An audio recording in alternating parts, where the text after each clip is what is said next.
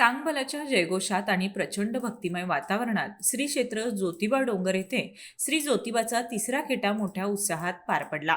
माघ पौर्णिमेनंतर येणाऱ्या प्रत्येक रविवारी कोल्हापूरहून पायी अणवाणी चालत ज्योतिबा दर्शनाची परंपरा असून या तिसऱ्या खेट्याला 1.5 ते 2.5 लाखाहून अधिक भाविकांनी हजेरी लावली। कोल्हापूर शहरासह महाराष्ट्र आणि कर्नाटक राज्यातून भाविक मोठ्या श्रद्धेने सहभागी झाले होते। कोल्हापूर, वडणगे, निगवे, कुशिरे, गायमुख मार्गे भाविक पायी चालत ज्योतिबा मंदिरात दाखल झाले। डोंगराच्या पायवाटा भाविकांच्या गर्दीने फुलून गेल्या होत्या। रविवारी पहाटे 4 वाजता मंदिराचे दरवाजे उघडण्यात आले। सकाळी 8 ते 9 अभिषेक, सकाळी 11 वाजता दुपारती, तर दुपारी 3 ते 4 पुन्हा अभिषेक विधी पार पडला। या सोहळ्यात घोडे, उंट, वाजंत्री, पुजारी आणि गावकरी सहभागी झाले होते। तिसऱ्या खेट्यानिमित्त श्री ज्योतिबाची सरदारी स्वरूपातील अलंकारी खडी पूजा बांधण्यात आली होती। गुलाब आणि खोबऱ्याची उधळण करत भाविकांनी दर्शन घेतलं।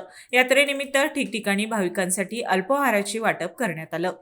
पन्हाळाहून दत्तात्रय धडेल।